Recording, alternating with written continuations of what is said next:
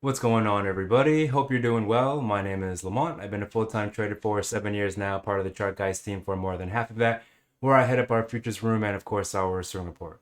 In this video, we will go over the overall market, cover some hype sectors, hit you with some trade zones, update you on some older trade zones, and that's pretty much it. So let's get into it. Okay.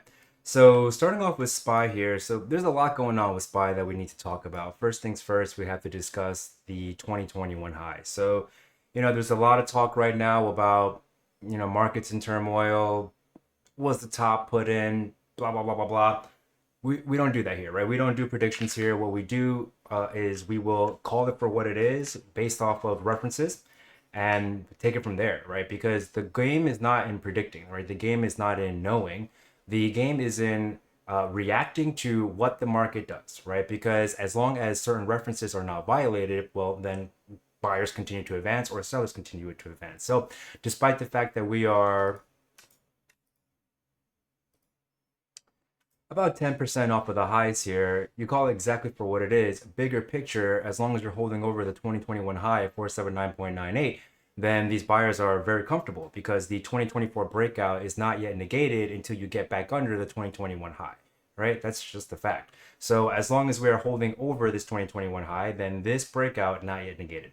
We do have space for a monthly higher low as well. And right now the buyers are testing a very key level here, which is the weekly breakout point, the prior weekly breakout point over here at 533.07, which is pretty much exactly where we close. So the break, just like I'm talking about with the 2021 high, the same can be said on the weekly time frame as well. And so if we break out from this area here, 533.07, right? And then we come back down under it. Okay, that is the sellers proving it. The sellers have negated this breakout, right? But they proved it for now, right? And so if these buyers can overcome 533.07 again, then they're essentially picking up where they left off, where this weekly balance was established, okay? So that being said, at the same time, if you zoom into the daily time frame, this breakdown from 537.45 on the daily time frame is not negated yet, right? Despite this being a pretty notable bounce, a pretty big old bounce here, making space for a higher low over 510.27 without getting over 537.45, these buyers do not negate the change of this breakdown here. Okay, again, there is now space for a higher low, so we do have to be mindful of that. It's a reasonable, play. It's reasonable to be looking for that daily higher low in hourly oversold conditions. It's not my preferred play. I would prefer to look for a higher low plays if they can crack this guy first, or I would prefer to look to buy weakness if things get really extended into a demand zone lower. Unfortunately for me, this time around on this gap down, I made very few plays here. I had to manage a bunch of cover calls. So that's an adjustment that I'll have to figure out. I think probably just do some conditional orders and not have to do all those things manually, because that bogged me down. Because it's cover calls in multiple accounts, and one of them is Chase, which is like terrible. Just don't use. It's not my don't use Chase. And I didn't pick it for me. It's just an account that I manage. But anyway, so that is pretty much it. We are still looking for a daily lower high. There is a good amount of space under 554.87 to set that daily lower high. Anything under it will be good for that daily lower high. Sellers need to break 528.56 on Monday if they want to set this high over here, 534.51, as that daily lower high. I think it's notable that you have this level here, the weekly no change level, right?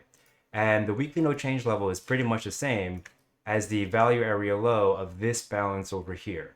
And that's pretty much exactly where we stopped here. The high of last week was right off of the point of control of this structure here, and we closed right on the weekly no change. So I'm thinking this is probably going to be a super key reference going forward. We shall see. Okay, so if you want to look for that daily higher low play, ideally hourly oversold conditions, and I would look for it like this. Like, I would not just be looking for a higher low here, right? I would be looking for the potential of us to continue balancing like this. And if you want to be a buyer, you should be open to the idea of a daily lower low that doesn't see follow through, because the real key demand zone right now is actually this guy over here. It's not marked up, but this guy over here is super important. Why? It's pretty much the inception of this big move, right? This was a retracement. This was balance. This was breakout after this balance. So, and you'll notice that the low of the move, last week was pretty much right off of the prior high, right?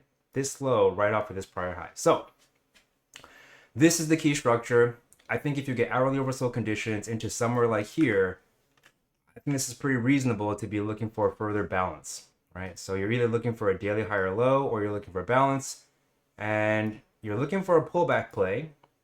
So something like that. I think pretty reasonable for next week. Okay?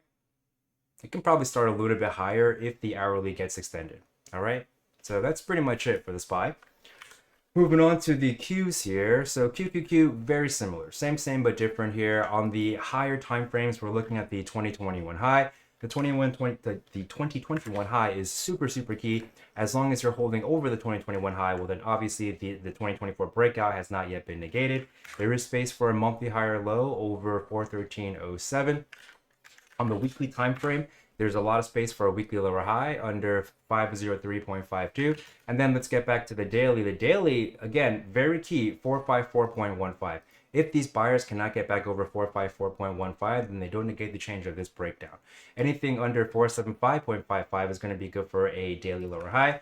And you know, I don't really love these daily high or low plays until you can get back over this guy. That being said, it's not unreasonable. There's a good amount of space for it, and you can be looking for a higher low play like here or here. These higher lows are eventually what set the last monthly higher low. So that's pretty much what I'm looking at here. And let's see, let me throw this up. I'm not sure where that point of control went. So anything over 423.25, 45, excuse me, is going to be good for a daily higher low next week. And I think I would just look at it the same way. This is, again, the key demand zone here. It's not marked up, but this is what the buyers care about the most. This is the inception point, right, of this big old rally. If this inception point is negated and these sellers can find acceptance under it, well then this surely, well, that's just a fact, right? Then this rally has been completely negated, you know? So that's pretty much it. Again, it's a same situation, right? You can be looking for that daily higher low. You probably want to be looking for it like where the volume tapers off over here. Be open to a lower low that lacks follow through, because the idea is this, right? It's kind of like what happened up there, pretty much, right? Something like this, I think, is pretty reasonable next week, looking for that daily higher low. These buys are all very aggressive. As long as you are under the daily no change level, these buys are all very aggressive. When we were looking for these plays on the way up, it wasn't really that aggressive because we're just going with the trend, right? Like when you're looking for a pullback play over here, that's a pullback from all-time high, just back testing a prior area of demand. That's no problem. Now, however, sellers are in control of this chart here. So this lower low potential, right? Why do we have a trade zone that's going to go below this low if we're playing for a daily higher low? Because this is potentially just going to be a bigger picture balance, just like here, right? Lower lows lacking follow through, lower lows lacking follow through, higher highs lacking follow through, higher highs lacking follow through. And even this local supply over here, you had a similar situation. Lower low, no follow through. Bounce, where do you have problems? Right at the lows of this supply over here, which we should probably update this to over here. So that's what I'm looking out for right now. The best case scenario, of course, would be for these buyers to just continue to press the issue, crack over the daily no change level, break this point of control at 463.07. Then we would be much more confident in a daily higher low, because not only would there be a lot of space for a daily higher low, the buyers would also have proved something to us. They would have broken this area of supply, you know? So that's pretty much it for QQQ. Moving on to the Dow here. So the Dow popped into this conservative trade zone. You know, I gotta say, I do not love the fact that you're stalling here, right? Like you look at, this was the key area that we were using as a reference. It told us it was important with this battle over here. They try to hold a back test of it over here and be constructive off of it and fail. Then you have this multiple POC rejection or pop and drop there. The point of control tries to hold price over here. It does not. And then we gap down, and we're getting caught right at this point of control again. So it's not a good look. The daily no change level, 398.08. As long as you don't get over 398.08, well, then this breakdown on the daily time frame is not yet negated. This is obviously the key supply. They got to trade. The buyers need to absorb all the supply in here before they can advance to new highs. There is space. Let me just get this out of the way now. It's just in the way. There is space for a daily higher low to be set over 384.93.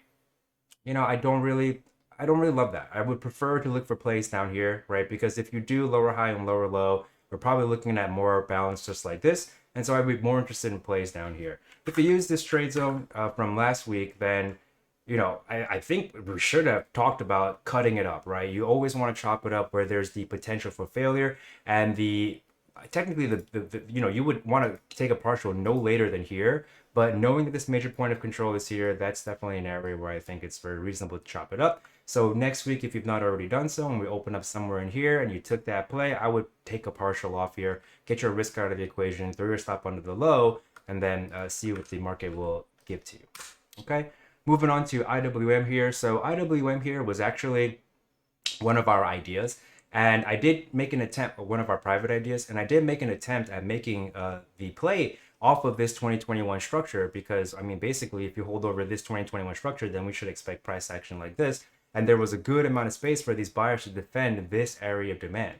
So I made a play for that on Friday. I did it live, so I'll drop a link for it in the description if you want to see what we did here for it. Obviously, it didn't stick. We positioned for it, got risk-free, made sure that we were paid a little bit for the attempt, and then stopped out the rest later in the day. Or I rolled the proceeds. I forget what I did. No, we stopped out actually in the pretty like around 10 or sometime in the morning. We stopped out the attempt. Again, I'll share a link for it. It's publicly I mean, it's not publicly traded. It was I live streamed the trade while we were doing our Friday live stream. So, you know, check it out if you want. This is give you a little preview for what the chart, like what our Slack community looks like. Every single morning we do a stream like that. So if you're interested, links are in the description below. So obviously that didn't stick, and then as soon as that didn't stick, I flipped my bias, right? Because it's no longer doing what I wanted to do. So because we were no longer holding above this 2021 structure here, again, that's just this guy over here, which made all of these highs over here and made all of these highs over here. If we're not going to hold it as support, well, then I'm going to flip my bias, right? Because if we hold under this guy, what should we expect to happen, right? Just like over here, okay, if we hold under it, they try to test here, fall under it, try to test here, fall under it, try to get here and fail, right? So actually, the last time they fell from here, they got caught up here. It's the same exact thing that happened this time so far. So I also hit the sell here. So I flipped the bias on Wednesday. So on Wednesday, and I have it over here. So again, if you guys want to trade along with us, join us. You know, it's a really great community where people are, you know, pretty friendly, very helpful. Oops, very helpful. So, oops. Let's see here. So starting off with blip. So at 9:30 a.m. I put out that alert on August 7th. So here's August 7th at 9:30. I sell that RTY against the point of control. I explained that it's an aggressive play for potential daily lower high because that is potentially going to be the daily lower high. So far, we're not yet confident that that is the case. I did some smaller size because volatility was pretty high. Although I think at that point I had fallen a bit. Either way. And then I said I'm looking for the value area high of the prior session, right? So that just looks like this.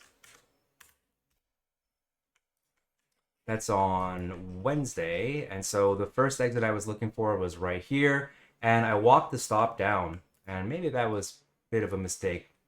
No, I don't hate that. Walked stop down to slightly above the yesterday's regular trading hours high, just to make sure we book a little bit of profit. So we stopped out of that for 1.3 R. So part of the reason why I was willing to walk the stop for that down, looking for that value area high exit, is because here's the regular trading hours high from the prior session. All right, and I just sold the open right away. So it was the trade looked like this. It was something like this. All right, and then I had the stop just slightly above, and it didn't get me over there, but it got me over here on this move up. Right, so it stopped out half, but that was for 1.5 R. So now we took off half for 1.5 R. Our risk is out of the equation, and we guarantee ourselves a little bit of profit. And then I still ended up taking more profits at the value area high, which is all the way down here, and that's already a nearly a 7R trade. So that was the logic of that. I don't really regret it. I guess, like, technically, if I had just done what I normally do, just leave my stop over there and look for the value area high, it would have been fine. But yeah, I don't know. I guess that was an error. Call it for what it is. I would say that was an error. Anyway, so then I closed out more at the value area high, and then I at the end of the day, or near the middle of the day, I just closed out the runner as well, because at that point we had come all the way back down to here. So that was like a 1.3R trade, something like that, 1.3R trade, and then like a 6R trade. And then for the last leg, it ended up being like 10R. So at that point, I figured, you know what? This is a key area of change. Let me just roll those proceeds into 190 puts. So I took like 25%, 20% of the proceeds on the day, and then I rolled them into puts because I wanted to see if these sellers could come all the way back down to this area. Because like I said earlier, you know, again, we've come full circle now, right? If we fall from here, the sellers should be trying to get here. I have no idea if they'll succeed, but that's what I'm playing for, right? And so that's what I did. And then on, let's see, and then on Friday, again, I live streamed the sell again on Friday, so I'll share it in the description below. And additionally, at noon, I closed out a bunch of this. So there were a couple exits that I did while live, and then again, you can just watch it live, and you know, links in the description below. But I did a couple of exits while live, and then one more exit, which was at yesterday's value area low, right? So if you look at today's session, the low of the day was made pretty much right at the value area low. So that's what I'm talking about over here. I discussed it in the stream. You can another preview if you're not a member, you can check it out, which most of you guys aren't, obviously. So yeah, check it out. And all of the logic is explained on the stream. All right. I think there's like logic before, like I discussed the setup like before the open, but it's pretty much exactly what I just described to you now. So it doesn't really matter. So anyway, if you want to trade along with us and see how we get it done, you know, we don't just adhere to like really strict things. We always adapt to the situation, you know. So although I was looking long here, things changed, and then I started looking for a sell here. If we stop out, who cares? We've already been paid pretty handsomely for these attempts. And if they does follow through, daily lower high does follow through, obviously then we'll likely be paid even more handsomely. So anyway, that's pretty much it for IWM. At this point now, it's just rotation like this, just like we saw over here. Unless, of course, we continue to hold over this demand zone. Holding over this demand zone, right, would increase the probability that they can get back over this 2021 structure. So for now, I'm not too interested in buys for the IWM. I would prefer if the buys were like this. If we can get back over this guy, this 2021 structure, make a good amount of space, crack this daily no change level, then come back down here for a higher low, I'm more inclined to do that. And again, I already have position, right? I have those free IWM shares from day trading, rolling proceeds from RTY. So, you know, I'm happy with that position. If you have no position and you're like conservative like me, I would just wait for these levels to break first before looking for a back test of this structure for some new position. Okay. Moving on to the dollar. So the dollar, pretty much a picture perfect rejection from this daily no change level, which means just like we've been saying for weeks, right? The key structures are these two structures, right? Key supply, key demand has dictated price since December of Q4 of 2022. And so these sellers should be trying to make their way all the way back down here. On the way back down there are all of these areas of demand built on the way up. So recall what we were saying last week and for a few weeks now, if we balance around in here, right, can't get back into here and then break down over here, under this low, this is pretty much all one-way trade. It should be pretty squeezy. The longs over from here, they should get squeezed. So we are pretty much just looking for that. It's pretty reasonable to be looking for a sell in the dollar. Like if you get another move back up over here, no follow through, roll back down under this guy, you can sell that move back over here, throw your stop over the high, target the lows of the local range, and then target this guy for your runner. So I think it's pretty reasonable to be looking for sells in the dollar. You know, something like this, trying to get all the way back down there. Okay, ideally, if you're going to do this, use this trade zone or whatnot, and you're not a day trader, you're a scale in kind of a person, then ideally you'll at least have hourly overbought when you're doing that. All right, so that's pretty much it. Space for a daily lower high to be set under 104.560. Anything under that will be good for one. Got a break under 102.845 on Monday in order to set that daily lower high at 103.355. Okay, and there's a little bit of space for a higher low over 101.965. Okay, so the VIX obviously has come, you know, back to earth, right, after this big old spike down. I'm still monitoring 1544, right? Well, first things first, this is a local demand zone, right? I know that this is the VIX, right? So it's not a, you know, it's not like traditional assets, but it still will respect prior highs, prior lows. So for example, if you look at this low here, many highs were made off of it. And so if the volatility is going to remain elevated, early indication of that would be lack of acceptance under 19.36. Okay, if we can get back under 15.44, well then we're pretty much right back to the same volatility environment that we've been seeing since October of 2023, the October low of last year, basically the low of this major move. Okay, so that's pretty much it. That's all I'm looking at for the VIX here. Okay, so for NVDA, NVDA came into the trade zone that we've been looking out for a long time. Again, you know, this is something that I didn't plan out so well. I have a really big cover call campaign going on as my operations slowly look more and more like portfolio management. And this is the first time that I've had to close out like a dozen or so cover calls. And I didn't really anticipate this, where like, because for the most part, the credit selling campaign that I've been doing for a couple of years now, you rarely have to do stuff on the same day, right? Because it's on different assets, right? Individual stocks. But now I realize that there are some days, right, where high emotion days where the whole market is kind of doing the same thing, at least on the open. So that's something that I'll have to plan for in the future. But if you use this trade zone that was shared here, again, I always recommend you chop it up no later than the prior low. So if you did happen to take any buys here off of the trade zone, the daily no change level at that point was over here.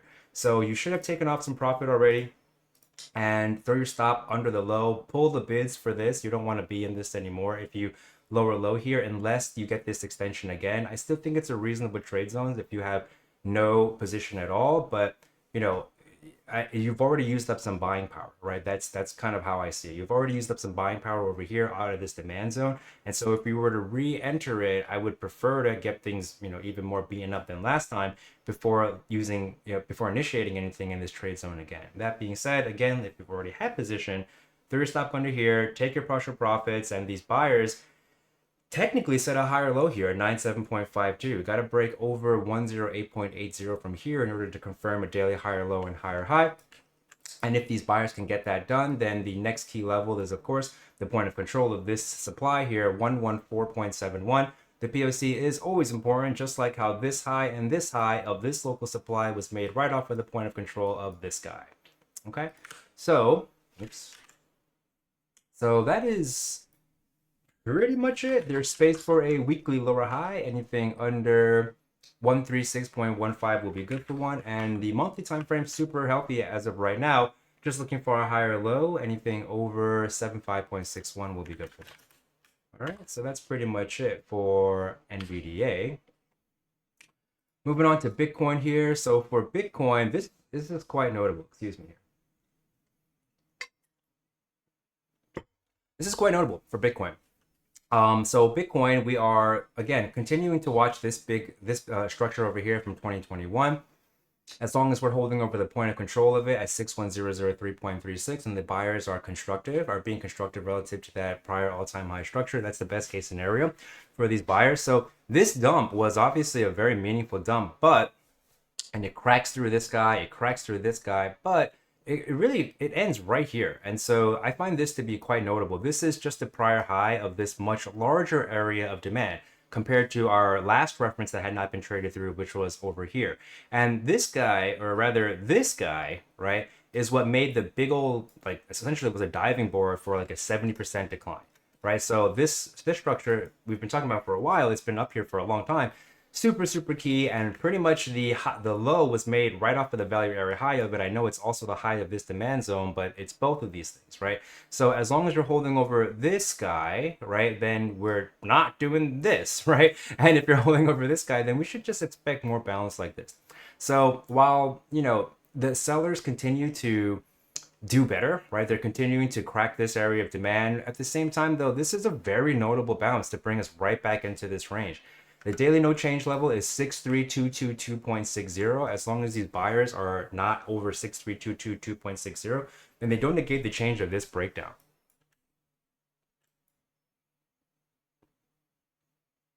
It's kind of aggressive, but I think if you're looking for a play now, it'd be pretty reasonable to be using this area over here. So now there's a good amount of space for potential daily higher low to be set. Anything over 49050.01 is going to be good for one. And this guy has been really key in the past, over here and over here. If you zoom in to get detail on this battle over here, they try to hold it initially. The sellers try to reject off the point of control. They try to hold the value area. low of it. There's a bunch of point of control holds here, and then the value area low, the final value area low backtest is what made this, you know, major low before a big old rip up. And then on the way down, you can see they try to hold it again. The sellers defend off of the structure, the last backtest, and you're off to the races for a bit. So I think it's pretty reasonable to be looking for a daily higher low like this. But again, it's similar to SPY, QQQ, the Dow, IWM. It's aggressive as long as there's a good amount of overhead supply here on the daily time frame. Okay, but it's still reasonable. Something like this, you probably want to see, you know, no later than like a break of this guy that doesn't see follow through. I would say something like that, maybe.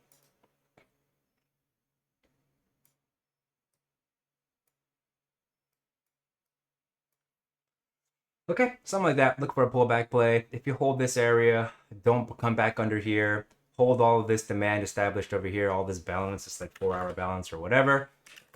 Then they should be trying to come back up to this daily no change level. Okay, so that's pretty much it for Bitcoin.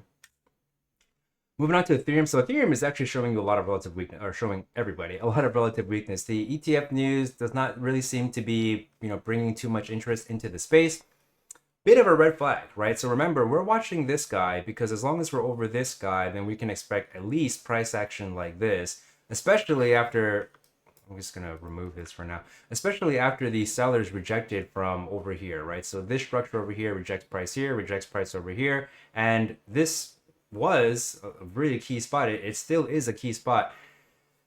But that being said, this is all demand as well. Right, like this is kind of like a rising, ascending triangle. I think is what traditional pattern traders would call it, or whatever. And so this demand is pretty much sitting right on top of it. Right, this one I have marked up is sitting kind of roughly right on top of all of this. And so the low of this move, not coming down to the value area high, pretty much being made right off of the highs of the structure, I think is pretty notable. That being said, this is a ton of overhead supply now, so we should expect price action like this, right?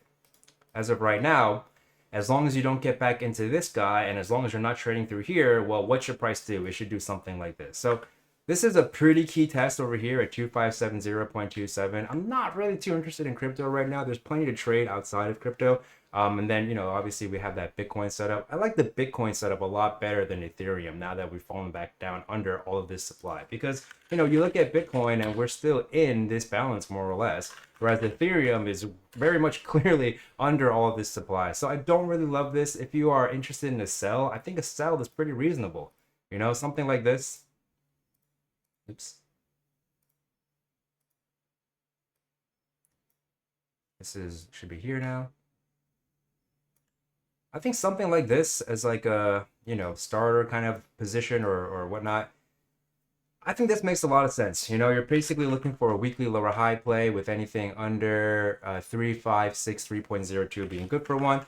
And if you do happen to reject from a backtest of this daily no change level and this little bit of prior demand now acting as supply, if you can't trade through this guy, then again, that would affirm this, right?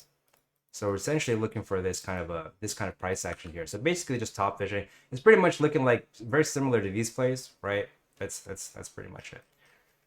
There is technically space for a daily higher low, I would say. Anything over 2308.94 will be good for one. And you are holding over this point of control at 2570.27. That's definitely a good look. And that's really it for Ethereum.